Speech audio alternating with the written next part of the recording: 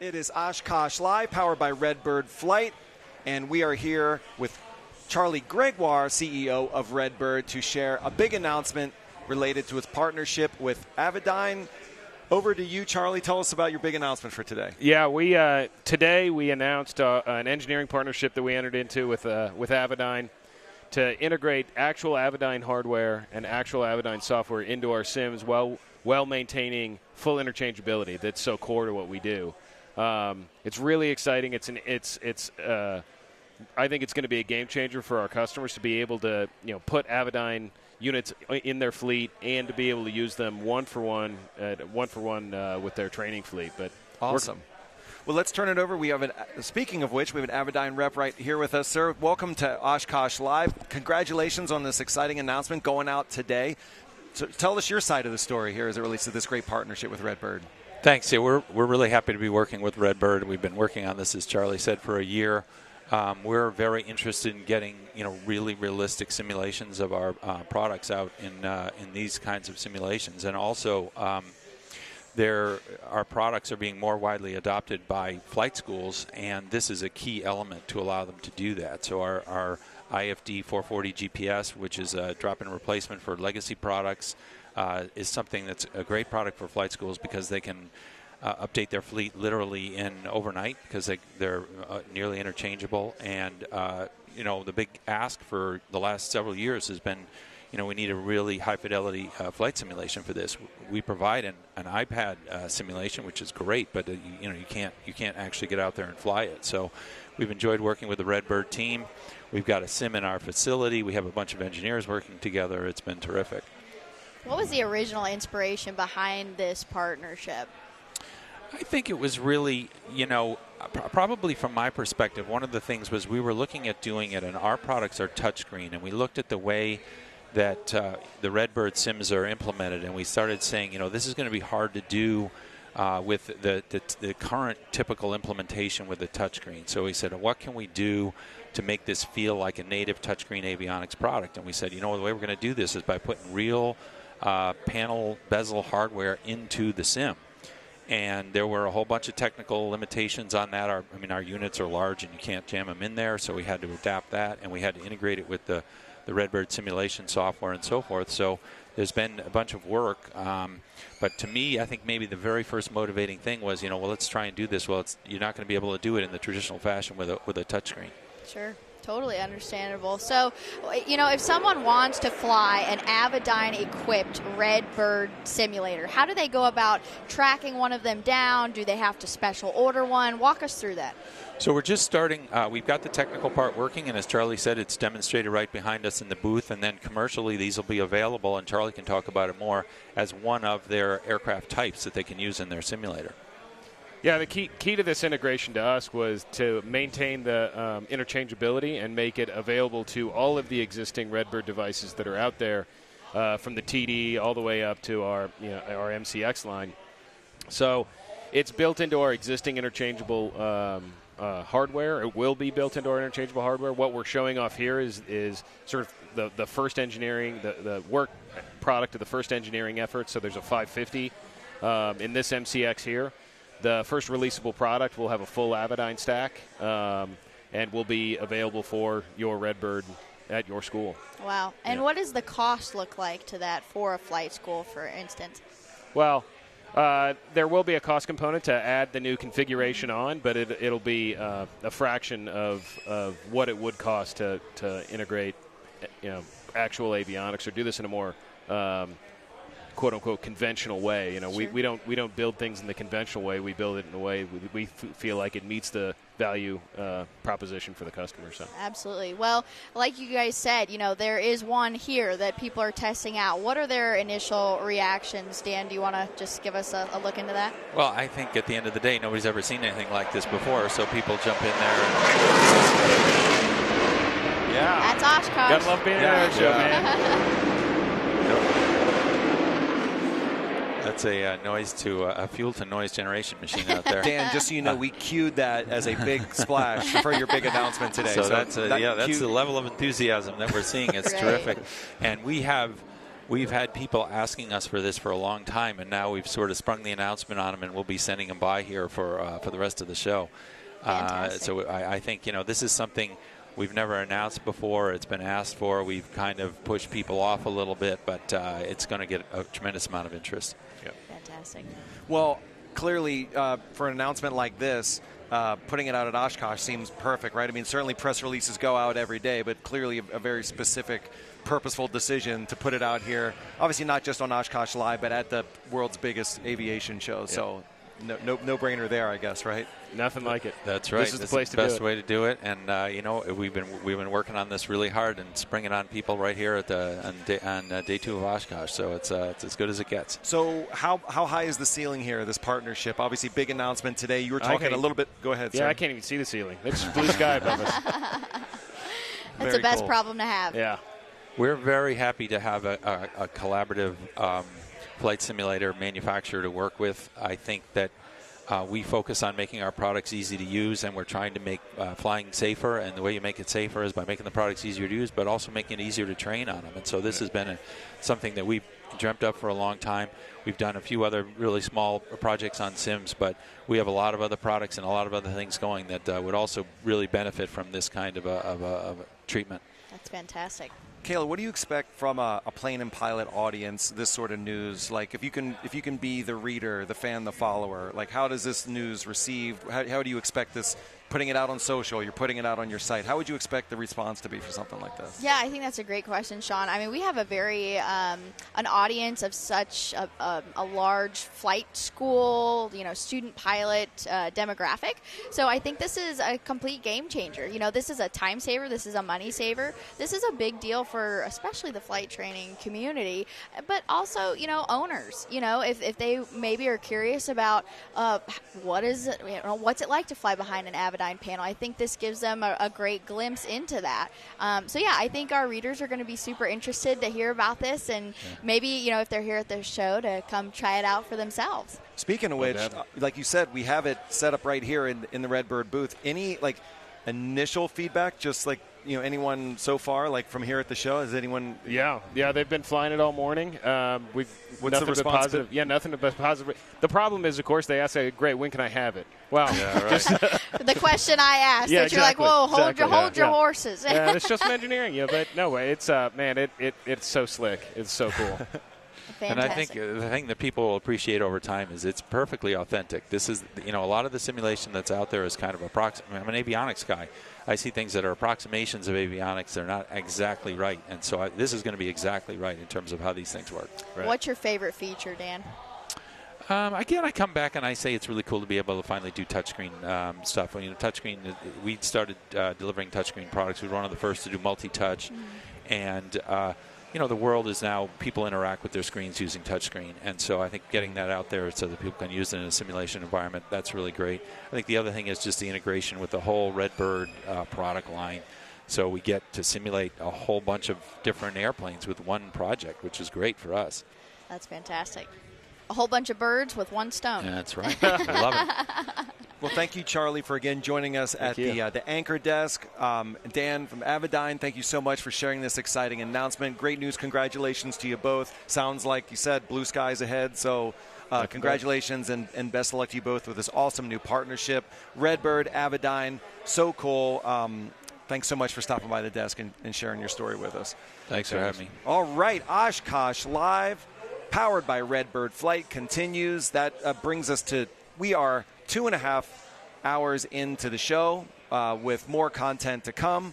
So we are going up next to the Kit Planes Hour. I want to thank Kayla McLeod from Plane and Pilot for being another awesome co-host. Stay with us. More awesome content to come on Oshkosh Live, powered by Redbird Flight.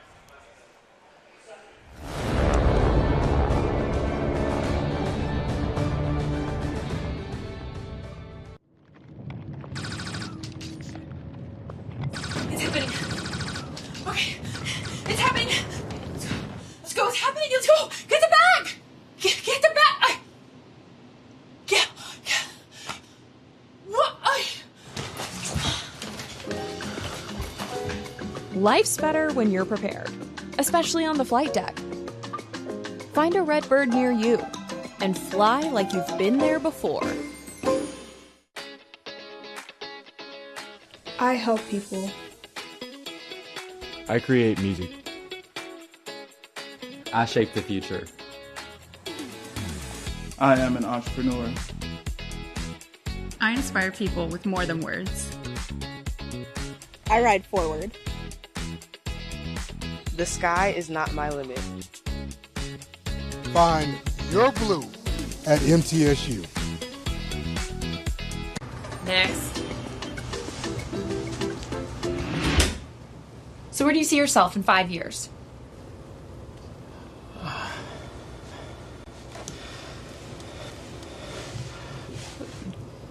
Trashed. Life's better when you're prepared, especially on the flight deck. Find a Redbird near you and fly like you've been there before.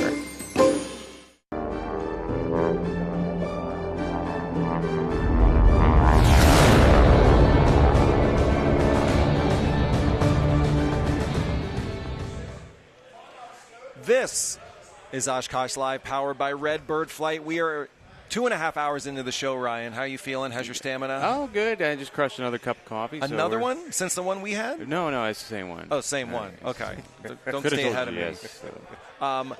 Well, we are here at the Kit Planes Hour, and so no better way to start it off than to throw it to Kit Planes Tom Wilson. We're going to go and sing a Zenith home-built airplane out in the field here at Oshkosh. Let's check out that video now. Should be good.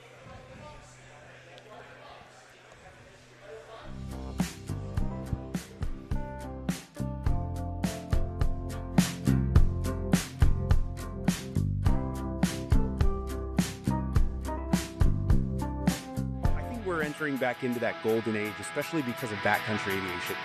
We're getting back into one of those golden eras of aviation where people are truly saying, wow, this is a freedom that I can have. Yeah, Tom Wilson here at AirVenture 2025. This is our first stop, so very excited to be here with Carsey Stilson, and we're going to take a look at his Zenith. When did you build this? I just finished this plane 2 weeks ago.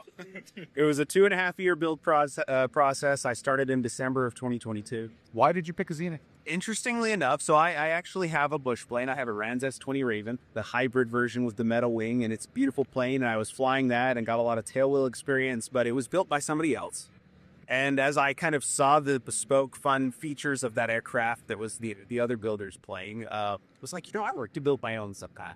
And I saw a lot of the people building these backcountry airplanes, and the Cups and the, all these other tailwheel aircraft, and I was like, what can a nose wheel aircraft do? And I kind of saw and I came to AirVenture back in 2021, 2022, and saw the Zenith, the Super Duty. Because originally I thought, Zenith, they're kind of, they're interesting looking aircraft. Yep. But I felt the Super Duty really rounded things out. The larger wheelbase, the bigger wheels, it just felt like a more mature version of a Zenith aircraft. And I was immediately drawn to it as the Jeep disguise.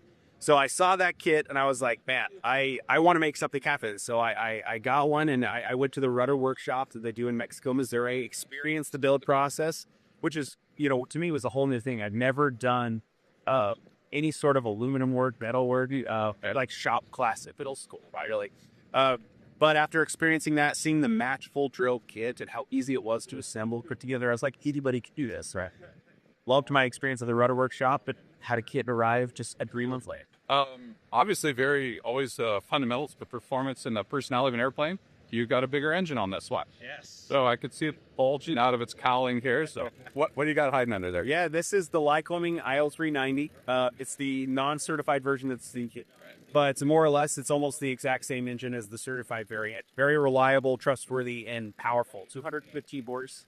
And I just actually, on my way here, made it through the break-in period. I utilized the beauty of task-based flight testing to get all my tasks done. But that said, we were very much still experimenting and testing the aircraft as we traveled here.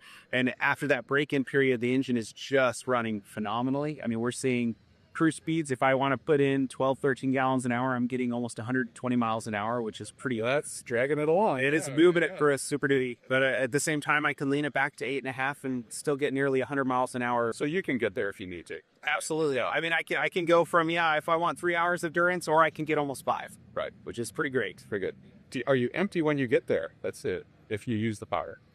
Yeah, you can definitely push it. You know, I try to factor in that, but I think I found my really happy place is at that 10 a gallon an hour, going about 105 to 100 grand. It's great. It's good utility. Yeah. It's I worked with Evoke Aircraft Design to come up with the paint schema design, and then I trusted the team at Artcraft Paint to actually bring it to life. I didn't paint it myself. I don't think I'm quite as capable of that. I kind of left that to the pros to share. But yeah, they painted the plane. It's all based on the custom topography. I have a tattoo that a lot of people recognize. It's a sectional chart of Zion National Park, and it's the first flight that I took my wife and kids on as their pilot. That's never going to blow out the window. Right? And it's not. I utilized this same topography, and I made a repeatable pattern that we put on the rear of the plane, and it kind of gradient. We have the light gray to dark gray gradient to bring that sectional chart out, and then we use that same topography in the seats as well on the seat back. We've obviously made the investment here in a constant speed. Yep. So this is the Hartzell 80-inch Trailblazer prop. So this is full constant speed. This is already a relatively nose-heavy aircraft, but this actually, because it's composite, I mean, Hartzell is so good about making such great composite propellers. I'm getting amazing performance, comparable to even a less heavy, when I factor in heavy, I'm talking about the hub and the governor into the constant speed proportion. I'm seeing such good performance numbers on this that it's been actually really impressive. Rolling stock. Anything special down here we should talk about on wheels and tires? On my gear, this is funny enough. People are always like, "What special stuff that you put on?" This is what comes with the Zenith Stupidity kit. Mm-hmm. It's the Aero Classics. I believe they're 27.5-inch, if I recall. Yeah, 27.5s on the sides. They're typical 8s on the air hops up front. It's trail ready, as some people would say. I think I would put larger wheels on it. It's not necessary for. Love the lift up doors. Thank you. So practical. Yeah, so I went with the full Garmin G3X panel. So this is an experimental panel. It's got the dual G3X, both the landscape 10-inch and then the vertical 7-inch, which I utilize. This is my primary flight display here, map here, and then engine monitoring on this side. So it covers everything I need. Interestingly enough, Extra Aircraft actually built my panel for me. Really? I reached out to them and they're like, "We would love to." They have this beautiful, this is a forged carbon fiber panel fitting here. And I had seen them do it on their aircraft. And I said, "Well, where do you guys get that forged carbon fiber?" Like, "We make it ourselves." And I was like, "Would you make me one?" And they're like, "Absolutely." And so they are part of this build too, which was incredible. I joke that my plane is now plus and minus 10G capable because of my panel. Because you got an extra panel on it. And it's funny that, it's cohesively, visually, this ties in with your aft fuselage. It does. Yeah. And they even did the milled switches and stuff for me. It turned out just awesome. I'm very pleased. Manly stuff there, yeah. Yep, so Sport Aircraft Seats did these. These are custom seats. We actually redesigned the Zenith seat. It originally kind of has an arch to it, which for a shorter pilot I think is good because it kind of hits your neck and it's like a neck rest. As a taller person, it actually hits into my back. So we redesigned the seat, put a lot more lumbar support in, and now I worked with him to produce them for Zenith pilots, and so these are rebuilt seats. It was just extremely comfortable. So they're all custom based on the same topography, and then we actually burns the whiskey meat, lasered it into the top on the seats. So I worked with a company called 67 Designs. They make lots of mounts and stuff, and they have these rails here that I actually installed, and I will put a Starlink in here to have in-flight Wi-Fi. And in the backcountry, I can have communication to be able to reach and contact people. So I put in power supplies through here where all my wiring is, so I can have internet or anything there. On the edge of the wings, and we'll get to those in a sec, I have camera power that I can then record and do all of my flying without having to worry about switching batteries. And it's actually a safety feature for me because when I get in the plane, people who are, influencing and recording what they're flying, if you're concerned about your cameras not working, it's now something that's taking your mind off of the important thing, which is flying. Yeah, you're a cameraman and not a pilot. Exactly. Right. All I do is flip this switch and I don't think about the rest. Right. So it's integrated. It's an integral part of this airplane, the ability to shoot video. Absolutely. Wonderful. Yeah. So this is, you'll see that we can extend it all the way out. These are my Insta360. Yes. Well, I utilize the Insta360 X5 camera, which I can then put on this.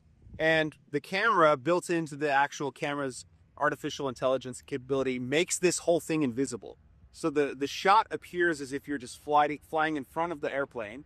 And it's really, really impressive. And then I can pull power that I've run. And the beauty of kit planes and experimental aviation is I ran wire And I'd ask the FAA if he could do that. Exactly. OSTC is required. So I've got power here and a water-resistant power port. I can then run it up to my camera and flip that switch, and it turns on and starts recording immediately. So it's very, very nice. Sure. How about the stability of the mount? Does the electronics take the jiggle out? No, it wiggles, but yes, absolutely. Because when I'm flying, it'll do this. But the camera is built-in stabilization. You don't even know. It's pretty impressive. Better living through electronics. Yeah. This is quite the span here. This is just the first. Like, I have another one on the other side, and I actually plan to do a really unique custom mount based off of my tail. Try to go out and up to give you that video game-esque shot over the aircraft. There's a couple fun places I plan to try to integrate mounts to see what I can get shot-wise. Great. So this is everything I did on this was inspiration from southern Utah. The greater Zion area. It's, you have the mountain actual silhouette with the copper, which kind of pulls in that red rock. Also, we have with a lot of lava rock where we live. And the topography is, again, based off of southern Utah. And it's just my love letter to where I live. It's truly one of the most stunning places in the world and one of the most incredible backcountry aviation places. Well, I think it's a great illustration of your creativity. And bringing it in. Thank you. I'm very happy with it. Great. All right. Super. Cool. Thank you. Superb. And you are in Utah, correct? Yes, I'm in southern Utah. I'm based in St. George, just an hour and a half from Las Vegas, in the Red Rocks, Zion National Park, which is this, and then Grand Canyon. I plan to be playing a lot out there. And we also can find you on the web, correct? Yeah, that's correct. So this all started, I have a company called Wearworthy, but more of a social media channel is what it's turned into, where people have been following my moves. And it's absolutely blown up. In the last 3 years, we went from 5,000 to 1.2 million followers. My airplane is kind of a testament to what you can do with experimental aviation. That's kind of where my passion is. But kit planes in general are a magical way to enter into aviation because they're getting better. They're getting more capable. Right. The production processes are improving so dramatically that you can assemble one in 500 to 700 hours, or you can assemble one that just did everything you want for half the price of what a certified comparable aircraft you do. Right. I think that this, in my goal with Wearworthy, was to show people what experimental aviation is, show people that, you can get into this with a couple friends, the same price of buying a fancy speedboat or a wakeboard boat, right? Or some toy hauler. Something actually is approachable. It's very a stretch. Yeah. Yeah. And so I really want to, I think we're entering back into that golden age, especially because of backcountry aviation. We're getting back into one of those golden eras of aviation where people are truly saying, "Wow, this is a freedom that I can have."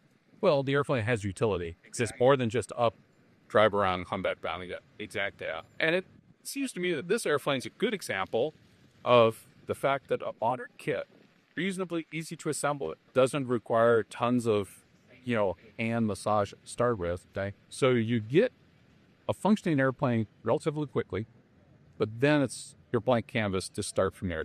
Getting an airplane build is like the jumping out point. And clearly, this airplane seems to be a good example of that. It is. It's fun to go to the Zenith homecoming in September and see all these Zeniths show up, and they are all starkly different. Everybody has put their own touch into it, different engines, different avionics.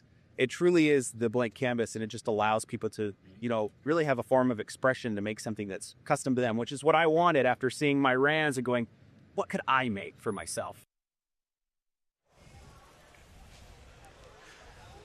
This is Oshkosh Live, powered by Redbird Flight. Multiple hours into day 2.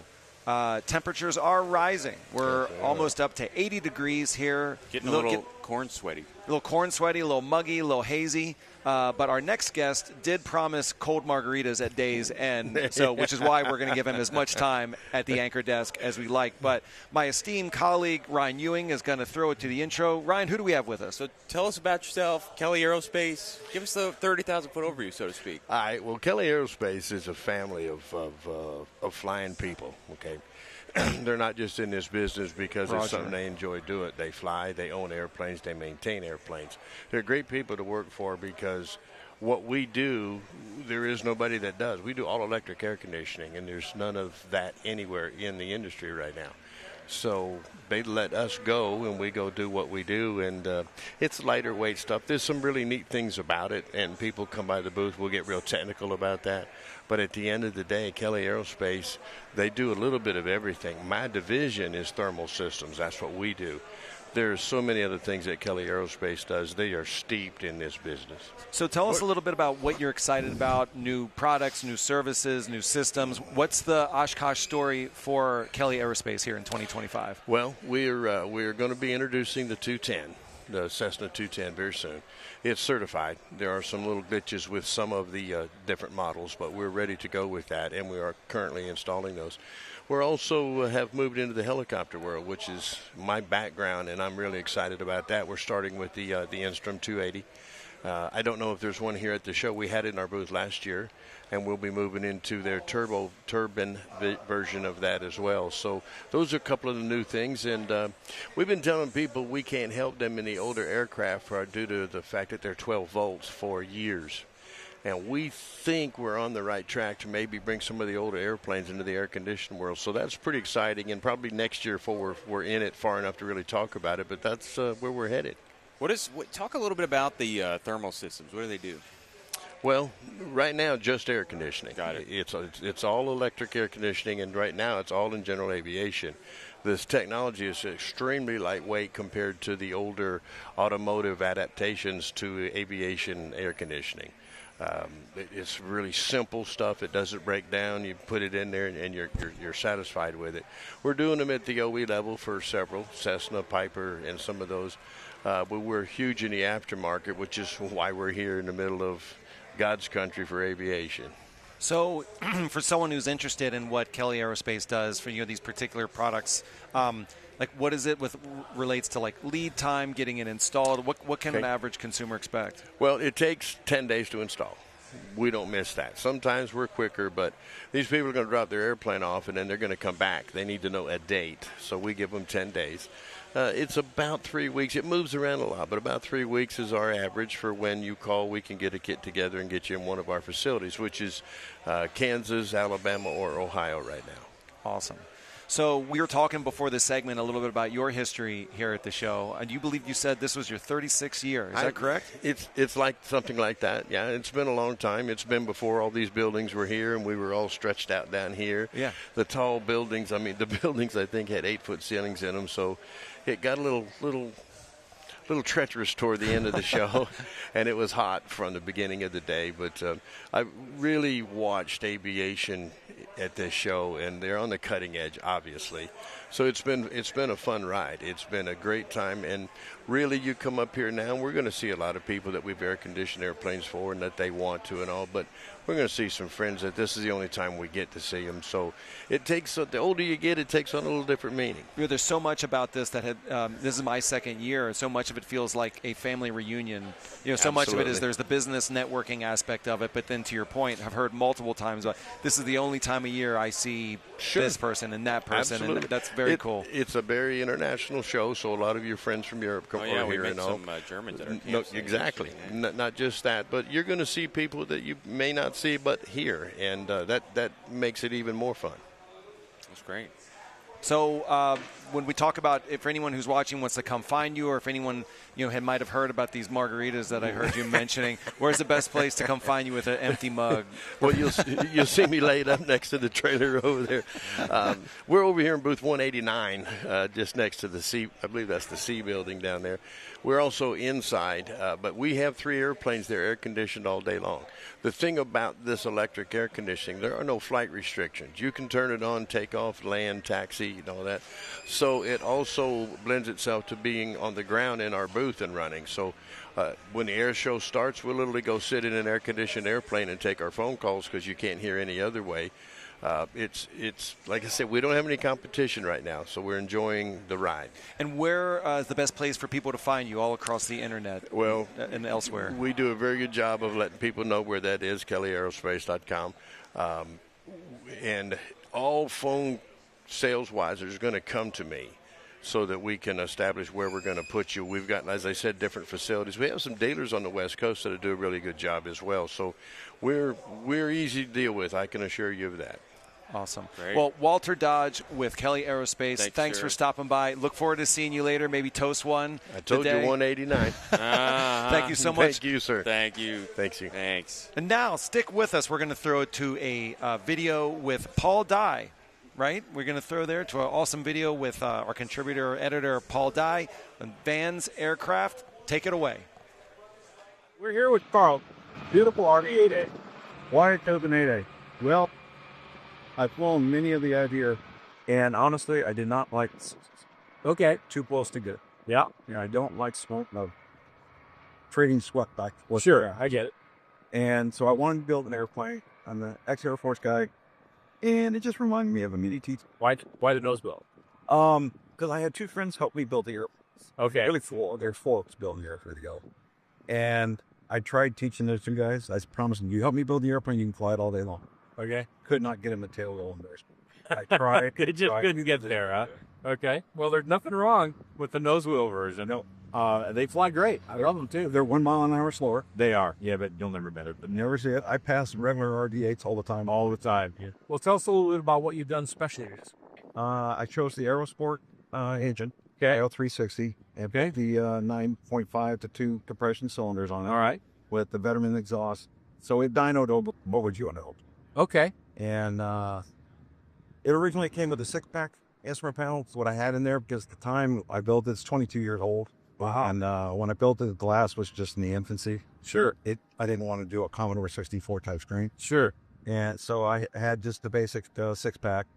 And 2 years ago, I upgraded it to the dyno. Very clean panel. And my original panel had the glove box or map case. Right. So I wanted to keep that. Let's go. That's right. Thanks for joining us on Kit Planes here at Oshkosh Live. Much more to come. And thank you to our sponsor, Avemco.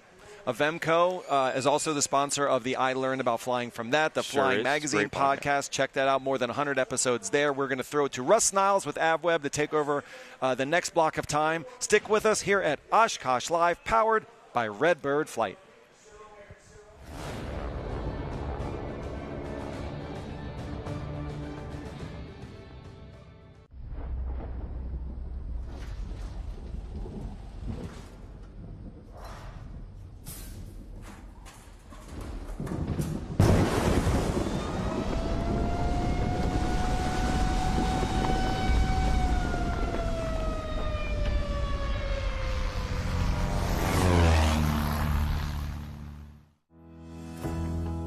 Tempest plays a vital role in the industry, and in today's world we are the leading spark plug and oil filter manufacturer for general aviation.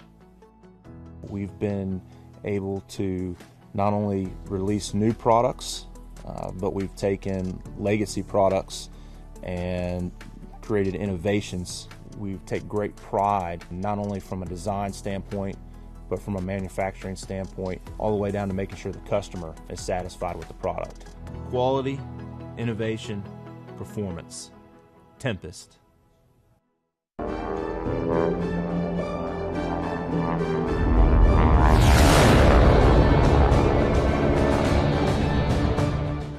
Hello, everyone. Welcome to Oshkosh Live. We are live from the grounds at AirVenture 2025, and it's another beautiful day.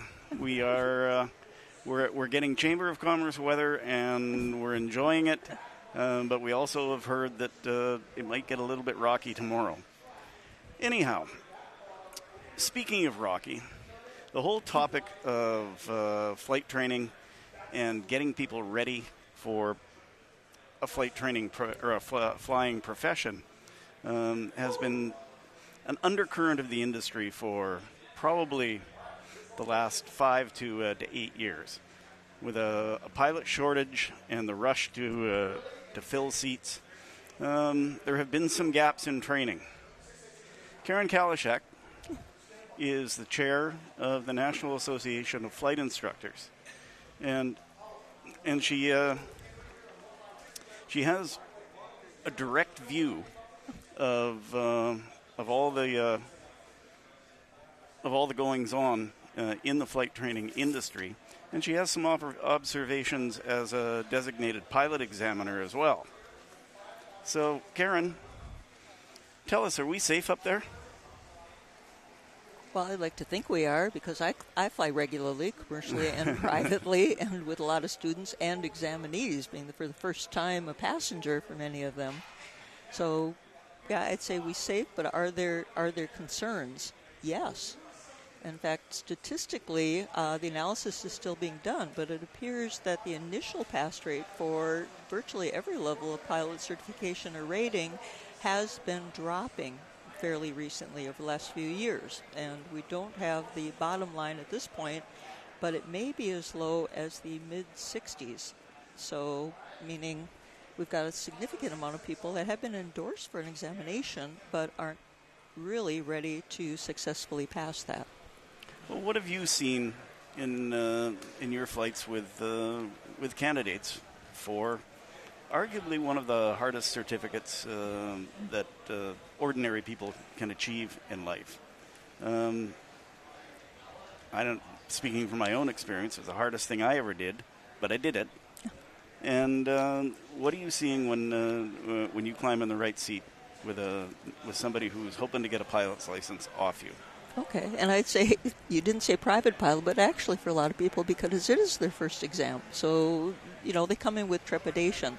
It obviously varies a lot by individual, but one of the issues that appears to be becoming more and more prevalent is the idea of people simply memorizing things. That there's actually 4 levels of learning, which is first rote memorization, just being able to take something in and spew it out again. If you have, the bare bulb, yes, no, black, white questions, then higher level would be understanding what you're saying. Third would be actually applying it, for example, in a flight situation, and then correlating, for example, aerodynamic concepts to other situations. So we're finding more and more in the examining area people that are at that rote level of memorization, and that's problematic. So, for example, if I ask someone about the power plant, they might just tell me something about the power plant. But I say, okay, so you're flying along and the engine seems to be running a little rough. What do you do? And if they simply say, we'll put on the carb heat, and I say, well, is this a carbureted aircraft? No. It's probably not carb heat problem. But it gets down to not only their systems knowledge, but that level of, do they understand how the systems of, how they interact, what's going to happen? Are they able to actually apply that to troubleshooting, determining what to do? Do they have the aeronautical decision-making skills? So they're being trained to pass tests. Well, they're hopefully being trained to meet the minimum. And a lot of people don't realize the airman certification standards are actually the minimum considered necessary to be a safe and proficient pilot at that point in time. It doesn't mean they've learned everything. It doesn't mean they're an excellent pilot. It simply means they're minimally considered safe enough to go out and take passengers for whatever that pilot level of rating is. Well, license to learn, right? Exactly. So what do you tell people when you flunk them? Well, I don't use that word. What I point out is telling people you need a little more training. And then we have a debrief that's required part of an exam. Many times I've given debriefs up to 2 hours. It's just explaining, giving them additional content. Sometimes it's actually the equivalent of ground training. And I like people to come away with the understanding it's not a failure. It simply means they need more training. And I can tell you virtually to a person when they come back to me, if they come back to me for the re-exam, they'll usually say this was the best thing that could have happened because they realized it was something that they themselves kind of knew was marginal. They were just hoping it would be good enough on the exam day, and under the stress of the exam, it comes to light. And then after getting that specific training on that skill area or knowledge area, understanding, they're so much more comfortable, competent, and confidence, which is really important. So what's the 30,000-foot view of this? Your organization takes these matters very seriously. So what's NAFI doing to improve that failure rate? And we're not calling it failure. Lack of immediate success. Lack of immediate success. need for additional training. So what's NAFI's reaction been to this state of affairs? Well, we wish we had more time, but there's a lot of things that we offer. And in fact, anyone can join NAFI, by the way. You don't have to be a flight instructor. So we focus on really areas of mentorship. So we really have special interest groups. We pair people, new instructors with more experienced instructors, help them get over the initial hurdles, learn how to adapt to different people's learning styles, because everyone learns differently. That's an important part of being an instructor. We also have education. So we have a ream of educational content. We actually have a monthly broadcast for any pilot, not just flight instructors. It's called Mentor Live. We just had an excellent one on spins this month. So really good content. You can look that up on our website. That's nafementor.org, by the way. And anyone can attend that free of charge. And a lot of other educational content. We put out a magazine. We put out an weekly newsletter. The third leg of this stool is advocacy. We're actually, I myself serve on, I think, 8 different industry groups, FAA working groups, committees, boards. So constant activity helping promote the need for excellence in flight instruction. Okay, and what are you hearing from flight instructors about the changes that they're making to try and overcome these gaps? Okay. What are they saying? And what has been the industry reaction to the little blip that we're going through here right now? Yeah, well, I can tell you the instructors that are the experienced instructors and really interested in promoting quality, obviously work with young. They have a lot of outreach themselves, so they work with flight schools. They work with other individual CFIs. Also on a broader basis, we just had our first national webinar, which was answering directly, a DP panel answered CFI questions. It was phenomenally successful, so the FAA actually hosted that, and they've agreed to continue that. So we're trying to break down that barrier between what the true needs, expectations are, and make sure the training achieves that. Okay, and what about the kids that need more training? How many of them come back? Is that a washout moment for a significant number of them, or do they try again? Well, that becomes it depends. There are schools that, for example, if they have, say, an airline career track training, and many of them now have implemented a, sad to say, washout. So someone told me, he came to me for his first exam with me, and he said, I've already had 2 failures. If I don't pass this, I'm out of the program. For that individual, I know definitely that was his career goal, and if he was washed out, he wasn't going to continue flying as a general aviation pilot. So I think it really depends on the person, and you have to have that motivation, that passion for aviation to get through, and resilience to get through those tough spots, because we all have them at some point. Okay, so we don't really want to dwell on the negative too much here. Mm-hmm. There must be the bright lights, the kids that really get it, and what sets them apart from the people who have problems. Okay, I'd say it really boils down to, and this may seem a little unusual, but we always use that term PIC, right? Yeah. Pilot in command. Right. And what I see is a clear distinction is that acceptance of the PIC authority and responsibility.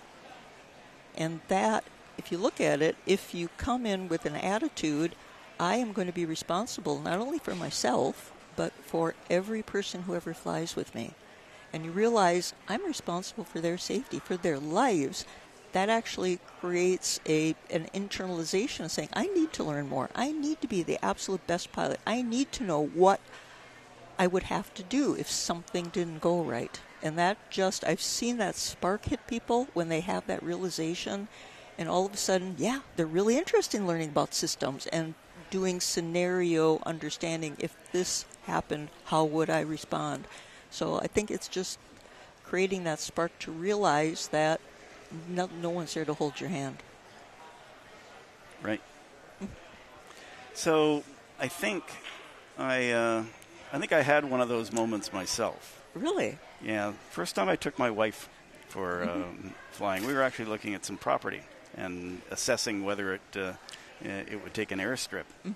And engine burbled a little bit. And she said, "What was that?" And I said, "I don't know. I think probably a little chunk of ice went through it." And and it really turned me into a better pilot. It got me thinking about what if scenarios with everyone that I flew with, not just loved ones, and it set me on a course to learn more about the systems, learn more about how it all works. So it really is a lifelong learning experience, right? Mm-hmm. So tell me a little bit about your flight experience and how long you've been at this.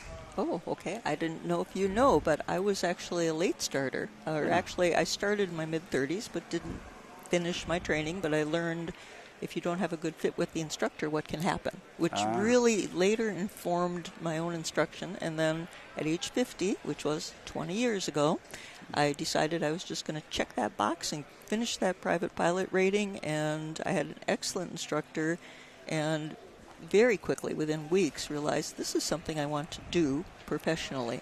So I transitioned from what I had been doing, which is international consulting, and set a long-range plan, built my time, built my certificates, and it all came to fruition.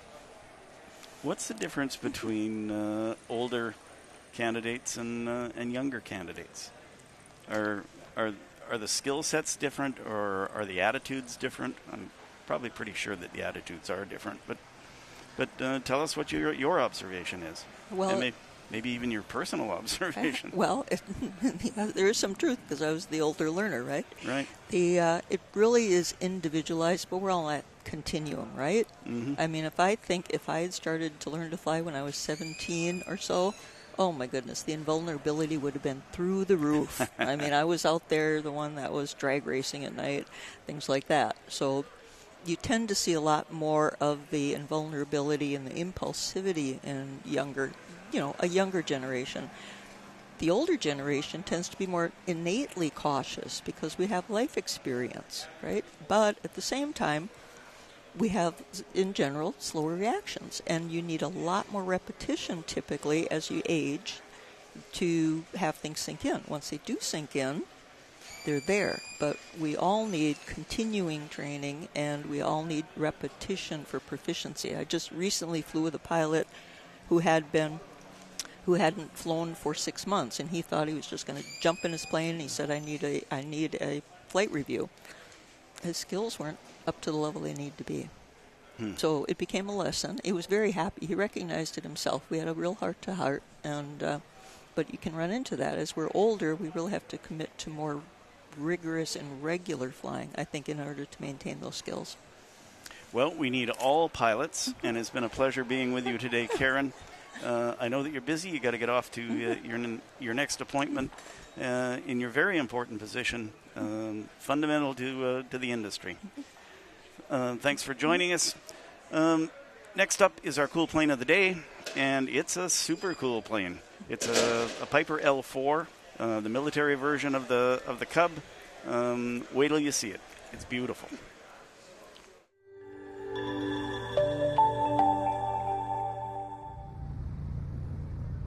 My name is Paul Rankin, and I'm from Hudson, Wisconsin. And my Piper L4 Grasshopper is based at Lake Elmo, Minnesota, just east of St. Paul. The Piper L4 was one of many observation liaison aircraft during World War II, used for spotting, taking brass to the front lines, utility, litter cases, a multitude of missions during the war. This particular airplane was built in 1945 and shipped to Guam, and it spent the last 6 months of the war in Guam before it was the end of the war and civilianized. Okay. The major differences between the standard Piper J3 Cub, the yellow Cub, and the military L4s was the greenhouse, as they call it, windows, which were extended so that the observer in the back seat could turn his seat around and look backwards as well as sideways to try to observe the enemy and the various things that they were trying to do. So the easy way to differentiate the standard Cub from an L4 is the extra windows. And unfortunately for the civilian version of the L4, we can no longer turn the seat around. After the war and the airplane left Guam, it found its way back to the United States, where it bounced around the country for several years and then was in storage in a barn. The previous owner, for me, found it in this barn which had collapsed on the airplane. And so he did a very nice job of restoring it back to original. And I think it's a very well done airplane. The name is because of his wife was named Nanette, and the logo and diagram actually comes from a B-24 that was lost in the Pacific during World War II. I learned to fly in a tailwheel airplane, a Cessna 120, and I've had all my life been flying tailwheel airplanes, and the J3 Cub is one of them that I've flown quite often. And it's a wonderful flying airplane. They were trainers back in the early days, so they're very simple to fly. They teach you a lot about flying, and they're a very reliable, fun airplane. The door opens, and you can open the door and the window in flight, and it's great to look at the cornfields as you fly over the cornfields, and it's just a delight to fly. I'm a flight instructor, and I fly a lot of tailwheel airplanes, and I teach a lot of tailwheel airplanes in J3 Cubs. And it's fun to pass the knowledge and the skills of a bygone era to new pilots that are otherwise unaware of the fun of a tailwheel airplane.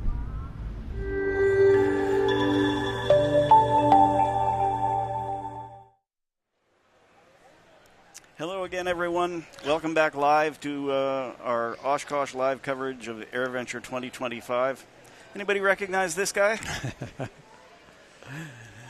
Tom Haynes has been around aviation media for a very long time. Recently retired from as communications director for AOPA, and quickly found a new passion. Tell us about conservation through aviation, Tom. Yeah, actually, when I was at AOPA, Russ, I had the opportunity to do some stories about organizations that did public benefit flying, and it always fascinated me. And so when I got approached by an organization called Elephants, Rhinos, and People, ERP.NGO, to help them with an aviation project in southern Africa, I was really intrigued because it combines aviation and conservation and flying and Africa, which I'd been to Africa, flown GA airplanes in Africa before, and it was an amazing experience, just a really kind of a life-changing sort of thing. So I don't think a lot of people realize just how much GA there is in Africa. There's a ton of it, isn't there? There is. People would be surprised to know that. I mean, there are caravans and air vans and helicopters and all kinds of GA airplane, 182s and 172s, light stuff as well, that all over Africa being used for wildlife services like we're doing, but also for tourism. It's huge seeing all the animals and going to remote places in Africa and many places you can't get to anyway except by general aviation airplanes. So there is an enormous aviation presence there. So what's the goal of Elephants, Rhinos, and People? Yeah, so the goal is to help protect endangered elephants and rhinos, particularly in South Africa and Namibia, which is right next door to South Africa, and to help the people who surround the communities, the preserves that this organization has acquired, help to lift them out of poverty and give them better lives through education, entrepreneurial training, helping their kids get to school with bicycles that the organization has donated, and a lot of other things they've done to help them. And the reason being, if they have better lives, they're less likely to support poaching of elephants and rhinos. And the elephants in Namibia, for example, in the northern part of the country where ERP's got some reserves, they're desert-adapted elephants, of which there are only a few hundred left. And in the south, they've got a black rhino sanctuary, and there's only a few hundred of those left. So it's really important that we take measures to help protect them, and that's exactly what ERP has been doing, acquiring the property, protecting them through helping the people around them, and then they implement all kinds of technology in the preserves as well to help detect poachers, and then the airplanes are going to be our sort of top cover. Infrared cameras on them. They have radio tracking systems for the herds. Have lead animals that have collars on them, so we can keep track of the herds and know where they are. And it's a really Herculean effort, but it's been a lot of fun. It seems like there's an element of risk there. Is there? I mean, you're flying around looking for guys with guns, right? And yes. Do you ever find them? Well, fortunately in Namibia, it's been pretty quiet. They're further north in Africa and Central Africa. Poaching has been a very serious problem, and it was in Southern Africa a number of years ago. It has calmed down, but it's always a threat, and it does happen. And so what the research has showed is that just having airplanes in the sky is a big deterrent. If the poachers know that there's observation going on, they tend to go away or be far less active. So just having airplanes out there flying around is actually an important part of the equation. Well, you can't see it. The folks at home can't see this, but we're right beside the beautiful airplane that's being used for this. Tell us about the plane and the relationship with Cub Crafters. Yeah, so it's an awesome airplane. It's a Cub Crafters NX Cub, and it's the nose gear version of the X Cub, and it's got the 215 horsepower engine in it, constant speed propeller, beautiful Garmin avionics panel in it, and very capable. It's got big Tundra tires on it, so it'll be a really good backcountry, off-airport kind of airplane for Namibia, and we're just super excited to have it. We took delivery of it here, the first one at the show, and we're raising money for the second one through what we call a signature campaign, where we're inviting pilots to step forward and participate we need 500 pilots to donate $1,000 each, and we'll be able to acquire the second airplane, and we're on track for that, but we could use some support, and Redbird has been super helpful to us, very supportive. Cub Crafters has been helpful, and it's been a really good relationship we've had with Cub Crafters and allowing them, being generous both on the pricing, but also they are very generous in allowing us access to their customers who also have the ability to help us out. What are the nuts and bolts of getting this operation off the ground, and how is it going to operate once you're on the ground in Namibia and other parts of Southern Africa? Yeah. Well, first thing is we need to get the second airplane, because the only practical way to get them over there is to ship them over, and the only practical way to ship them is by two to a crate, to a container. And so we need to get the second airplane, and we hope to acquire that pretty quickly. And by the end of the year, we want to have them being shipped over there, and ideally have them over there by the end of the year, because it's about a 3-month process to actually get them over there. So once we get them over there, they'll be reassembled, and we'll put them to work at basing out of a place called Swakopmund, which is on the west coast of Namibia, about halfway down the country. Beautiful resort town, actually, nice airport. And they'll be based there and will be utilized by professional rangers and doing the patrols and the herd monitoring. But the sort of a phase 2, when we get a couple more airplanes, we'll be inviting pilots to come over and participate by utilizing the airplanes to go visit some of the preserves and see the projects that ERP is doing in the communities, as well as going on the preserves themselves and getting to view the animals and stay at some of the beautiful lodges that surround the properties and just have an amazing, life-changing aviation experience like I've had over there. And so the funds then that they pay for using the airplanes and going on these organized trips will help fund the air wing, as we call it, on an ongoing basis. It's not our only source of income. We don't expect it to cover 100%, but it'll be able to keep us going. What kind of pilots are you looking for? I'm sure you got a lineup. Well, first we're looking for ones that have got $1,000 that they're willing to give to us, and then once we cross that hurdle, really, it's a great airplane to fly. I'd flown one an NX Cub a couple times before. I was just up in Saratoga, New York, and flew one a couple weeks ago, and anybody who has has flown 172s and 182s or something like that is going to be very comfortable in this airplane.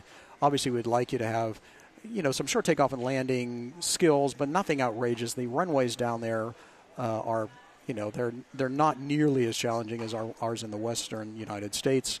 And so you don't have to have any super skills to fly the airplane. So really anybody with a decent GA background, they're VFR airplanes only. The weather is great in Namibia. It's a lot of desert, so it's dry and clear. So you don't have to have an instrument rating. And we'll put you through a checkout once you get there. We're going to leave the airplanes N-registered so that it's easy for a U.S. pilot to come over and just go through a quick checkout. And then we'll give you guidance and have somebody flying with you if that's what you prefer. Are you going to be working with any African pilots to do all of this? Yeah, sure. There are a lot of pilots in Namibia, and we'll be hiring some of them, at least on a short-term basis, until the ERP is able to train up their own pilots. So we'll be utilizing a lot of pilots there, and I've flown with a couple of pilots in Southern Africa, including one in Namibia when I was there a couple years ago. And, did a great job. And, there's Namibia's got a really good, strong general aviation background, and they use airplanes a lot there. So, this is not unusual. Well, I've heard it's very safety conscious and very well structured. Yeah. So timelines for all of this next year for really getting going. Yeah, it'll be depending on how long it takes to get the second airplane? Yeah, ideally we'll probably be up and running early next year with the airplanes reassembled and put to work. It'll take us a while to get everybody trained up, and cause we're going to send. We've already got lots of flight instructor volunteers from the U.S. who put their hand up and said, "I want to go over and help check out your pilots." So that'll happen, and then so I would guess by mid-year we'll definitely be up and operating with at least 2 airplanes and working on additional airplanes, and then later in 2026 is when we'll start to think about inviting pilots to come over and experience Namibia via general aviation. Okay, you're a Bonanza pilot. What was it like the first time in a little hot rod like this? I'll tell you what. I'm not of the seat of the pants pilot. I'm more of an instrument pilot, procedures pilot, right? So I really had to get my stick and rudder skills back again to fly this. Not that it was hard. It was just the landings that with the Tundra tires and the kind of the spring gear landing it on pavement. I did okay on grass. Landing on pavement, my landings were just okay. But any light wing loading, that sort of thing. So for me, it was a bit of a transition. But anybody who's used to flying like a 172 or something like that will have no problem with it. Well, thanks for joining us today, Tom. Sounds like a fascinating project. And now we're going to throw it over to Sean Bean with the students of Middle Western University. Thanks for watching Oshkosh Live, and we will catch you tomorrow.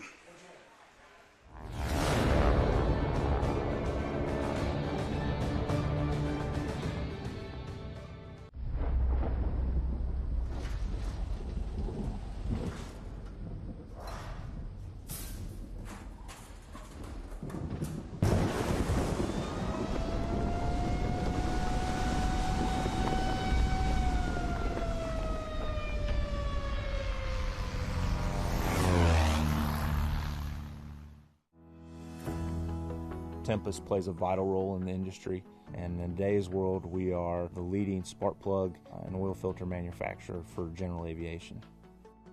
We've been able to not only release new products, but we've taken legacy products and created innovations. We take great pride not only from a design standpoint but from a manufacturing standpoint, all the way down to making sure the customer is satisfied with the product. Quality, innovation, performance. Tempest. Next. So where do you see yourself in 5 years?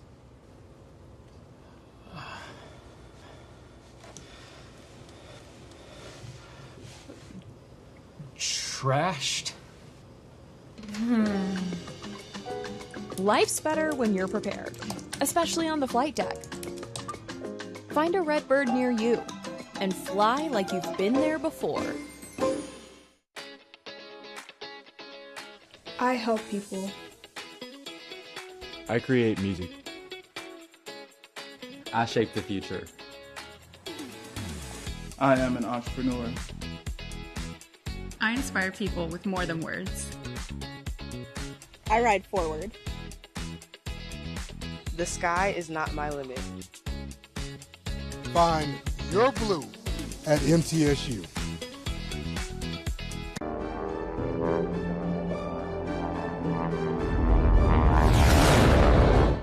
Standing by. 5, 4, 3, 2. This is Sean Bean. I'm back. Oshkosh Live, powered by Redbird Flight. I have gotten out of the Redbird booth. They set me loose out into the field. So I wandered over and saw the bright blue tents to wander with the good people of Middle Tennessee State University. I am here with Jonathan, Aerospace Ambassador for MTSU. What's up, Jonathan? Oh, not too much. I'm enjoying Oshkosh. Happy to be here, having a great time. Great time. Just two guys with powerful beards here to talk aviation. So, Jonathan, let's do a little bit about your journey. Tell us a little bit how you got the bug and your education and growth through MTSU. Yeah, so I was 16, 17 years old. Was really interested in getting interested into aviation, airplanes, and all of that. And I was gifted a discovery flight, so kind of introductory to flying a small airplane like the DA-40 standing behind us here. So we took off from that moment. I knew that was kind of caught that aviation bug that so many other people around Oshkosh here have. And I lived in Murfreesboro pretty much my entire life, and having a school like this in my backyard after catching this bug kind of seemed like a perfect fit to attend this great university. Yeah. So tell us where you are in your journey as far as education. Have you moved on beyond that? Where are you at now in life? So I'm going into my junior year in the professional pilot program. So we do offer 7 concentrations, but that's our most popular and the one I'm flying in. So I passed my instrument rating check ride about a month and a half ago. Oh, congrats. So, thank you. And I'll start my commercial certificate hopefully this fall. I start training for that. Okay. Well, we have... Yeah, as you know, I think if anyone wants to know why there's a golf cart shortage in America, it's because they are all here. And I think I have found the coolest golf cart of all of them, Jonathan, which is obviously right behind us. Right here. behind us. You can't believe. Wait till you see this golf cart. Show us what we're looking at here, Jonathan. So this is our Diamond DA-40 Diamond Star. This is our primary single-engine trainer for our professional pilot students. It is a single engine, like I said, mostly composite airframe structure, which makes it really light, and with the engine in it, also pretty fast. So we want to go around to the other side. Yeah, let's go around. We can check out a couple of things that make this aircraft so special. No, I'm a relatively sizable dude. Is this really am I too large to fly this craft? No, absolutely not. I'd say we're about the same height. I'm about 6'2", 6'3". I fit very comfortably in this. I know the canopy looks like it can be a little bit low, but I've never experienced any issues with it. So at here. what point in your education are you, as a student, or going to experience this? Like, where does this come into your education? It can the flying portion of the professional pilot degree can take roots as early as your freshman year. Second semester is when our incoming freshmen will start working on either their private or instrument certificate, depending on a couple of caveats right there. Okay. So you'll start that flying portion then, and then hopefully every semester you'll complete a certificate that you're working on, and then move on to the next one the following semester. Okay. There. Well, let's take a quick look. We actually have a young aviator to be here. Also, love the seat covers. My father-in-law drove a Nissan Z, and he had seat covers like this. He was the man. So anyway, very nice seat covers, look. very soft. So we're not get a look. We'll maybe get a chance to look inside here, but can you tell us what's happening inside the cockpit here? Yeah, we can get a little bit closer here. Some of the things that make this aircraft so special and so easy to fly, well, I guess situational awareness to fly is that it uses what's called the glass cockpit. Now, these screens that the camera is hopefully looking at right now is where they will read the instruments. So the 3 up top there are what is called round dial, steam gauge, sometimes analog instruments is what they're referred to as. Yeah. And a lot of primary single engine or trainer aircraft in general, or older aircraft in general, will fly primarily with these instruments and just those instruments. So what the MTSU and a lot of more modern aircraft are switching over to is the glass cockpit is what they're called. Now, this is the G1000 from Garmin. They have a tent over there. And this will consolidate all the same information that these instruments up here are reading, and much, much more, and make it much easier to read, easier to scan, increase your situational awareness, and give you more information than a typical round dial instrument would. And what would you say, how many check bags, how many carry-ons with this? With this, it has a useful load of about 600 pounds, so if your student instructor are weighing about 300, you could put about 300 pounds in the back-ish, so I've flown with... I have a friend who's an former offensive lineman from Oklahoma State, so I could just go with him, right? Probably just the two of you, maybe, depending on how much baggage you're bringing. Thank you for letting us interrupt your lesson there. Thank you. Sorry to interrupt. Much appreciated. Thank you, Jonathan. Maybe you want to take a look from the front. Yeah. Super cool view here down the prop. Beautiful profile. Very cool. Now, is this something particularly that the school settled on? Like, are there variations to this craft as far as, like, when it comes to learning? Like, is this... Yes. So there are a few variations of the Diamond DA40, lots of different add-ons you can do, and I'm not an expert, but to my knowledge, the MTSU is going all out and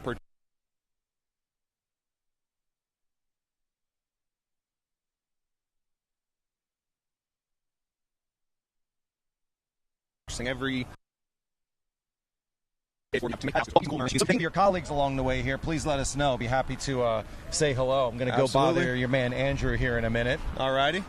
So we'll follow you, go around. I have cornhole out here in the front, a couple seating areas shaded that some of the professors and other up higher people than so me as are we sitting head into here. the tent, any particular area, person we should start with? What do you think? I think we could just start over here on the right with Okay. our alumni board. All right.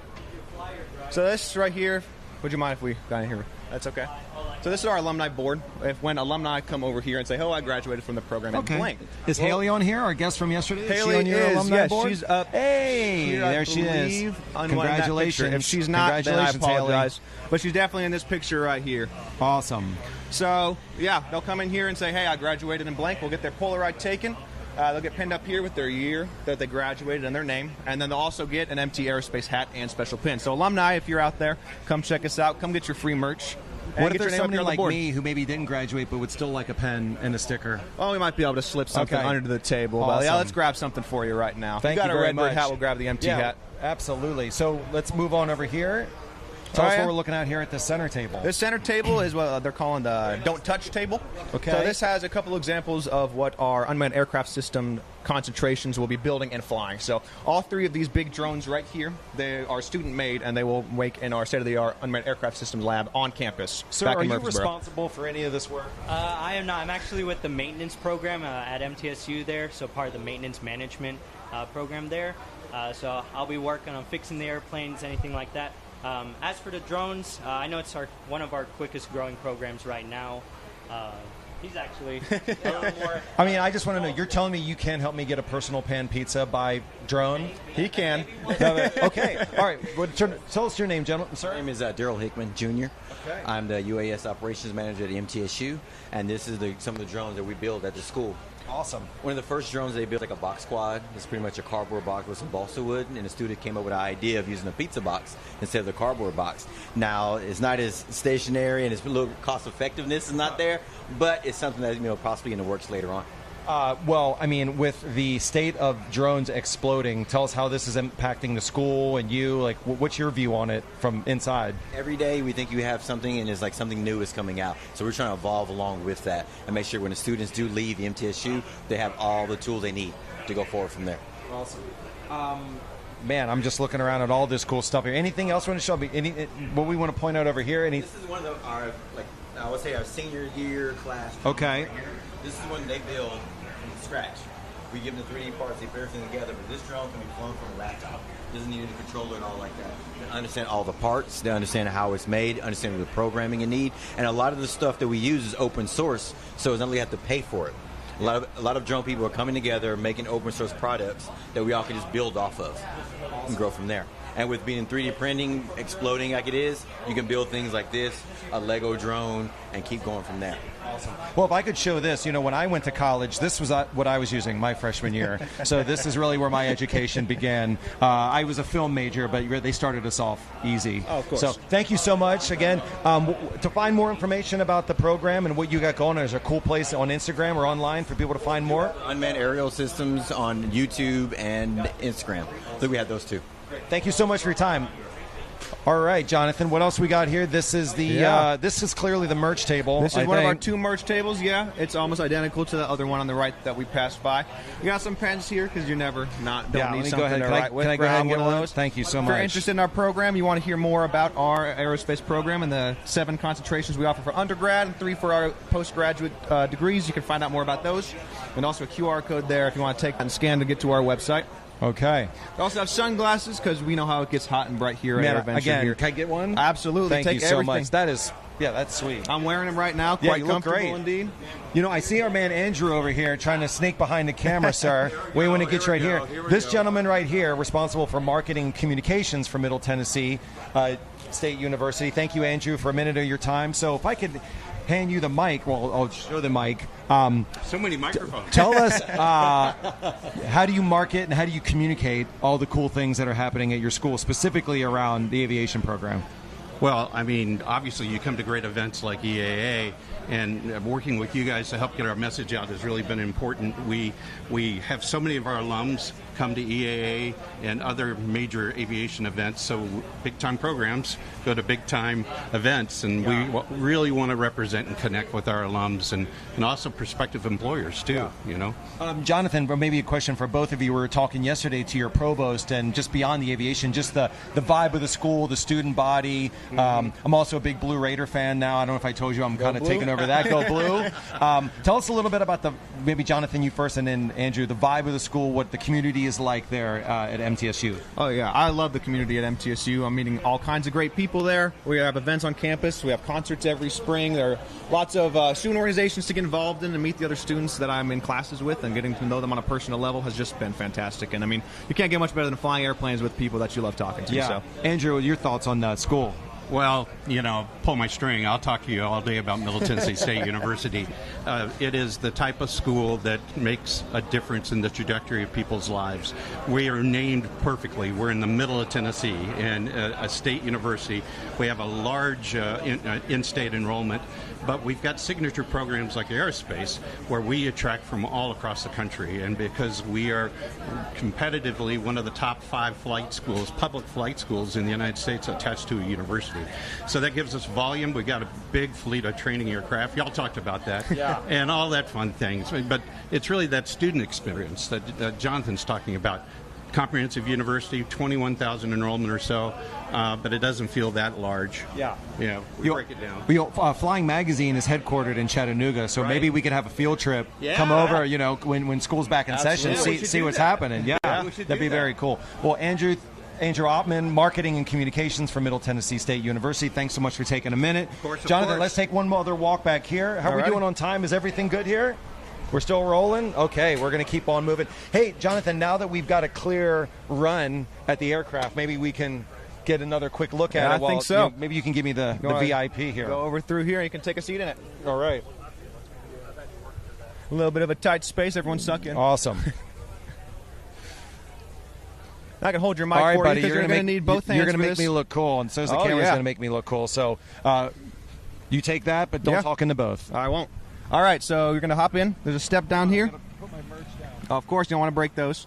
Okay. There's a step down there. There's a handle up here. Go ahead and grab onto the handle. It's kind of in here like this. Yep. Right there, and step up onto the wing. I promise you can hold you. It's made to do so. I had reservations at first, and then just lower yourself down to the seat. Exactly. Yeah. That's exactly where I've sat for 100 or so some odd hours there. All right. Learning to fly this airplane. Beautiful. So we're going to give you a chance to kind of step in here and maybe get another view. So again, Jonathan, tell me a little again, now that we're up close and personal, what we got cooking here. Yeah, so this is, like I said, the cockpit of the DA-40 here. So it uses a stick control, which I much prefer to the classic yoke flying. It makes me kind of feel like a fighter pilot, although I've never been one before. Yeah. You usually have your engine controls down there. That's going to be your throttle, your propeller control, and then your mixture control. That's going to control different things for the engine and make sure you're operating at max efficiency. And then, as I said earlier, for these screens, those are the glass cockpit for the Garmin G1000, kind of consolidating all your instruments, your GPS, your engine instruments, and 2 easy to read, easy to scan screens that gives you very up-to-date information on the state of flight you're flying in. Awesome. What about music? You know, as you bring a boombox, tell me about how you're rocking the tunes when you're getting your hours. We got to be careful when we're flying with music. We're talking to air traffic control. We don't want to miss anything, so it's perfect. The DA-40, at least some of them do. Some of the more advanced ones with the Garmin G1000s have Bluetooth capability that'll page it right to your headset. But also you can get Bluetooth headsets that'll just connect to your phone and talk. And what's great about those is that they'll cut out every time air traffic control's talking to you, so you won't miss a single word from them. So tell me, what's the most beautiful view in all the hours you've logged in this thing back home, Murfreesboro? What's like the coolest view you've seen? The coolest view I've seen, I was flying a cross-country flight to somewhere all the way in West Tennessee. It was about 100 miles in a straight line. And it was when I was doing my instrument training. So I went, and that's kind of how you train to fly through and above clouds without making visual reference to the ground. Right. So I flew above a cloud. There was a huge cloud layer beneath me and another huge one above me. So I was in this kind of pocket between these 2 clouds that I was in for 100 miles, and nobody up there but me and my instructor that was sitting with me, and it was an amazing experience. Awesome. Very cool. Yeah, I don't know. I mean, like I said, I'm a sizable dude. Like Yeah. this is fine. Oh, absolutely. I've never had any problem fitting in it. Yeah. Awesome. Well, I'm going to hand this back to you. I'm going Alrighty. to come on back down to earth. Yep, the same way you came in.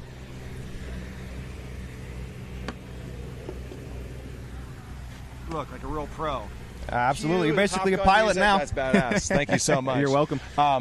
Yeah, we are here with Jonathan, our aerospace ambassador for MTSU. Thank you so much You're for the welcome. tour, Thank you. for the free merch, for the introductions, for a walkthrough of this incredible plane. So check it out, Middle Tennessee State University. Really incredible aviation and drone program there. Congratulations on your continued journey, Jonathan. Thanks for taking time for us here today. Absolutely. Why don't we take a quick walk? If we have a couple minutes, let's take a quick look at the thoroughfare here. I'll take this from you. Let's just take a quick look since we still have a couple minutes. Want to show, I don't want to get you too far away. Real just quick look at the thoroughfare. We are here. It's about noon here on day 2 of Oshkosh Live here on Tuesday.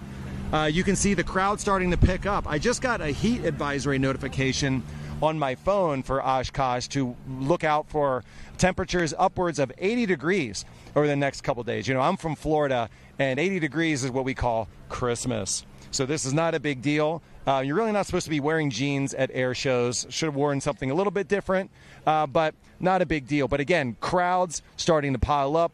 Golf cart palooza, people. Again, when you're out here, I'm hearing a lot of people talk about sunblock, hydration. It's very intense. Again, the grounds here are about 1,600 acres, and damn near all of it is filled with either aircraft, displays, tents, air shows, runways. So there's a lot of ground to cover. There are some tractors pulling trams. There are some golf carts taking people around, but really you're on foot. This is the Coachella of Class C airspace. So you're going to get a lot of people, a lot of revelry, and it's a pretty awesome scene here on day 2. So how are things looking back in the studio? We're going to throw it back to the Redbird booth. This is Sean Bean with Oshkosh Live. Back to you.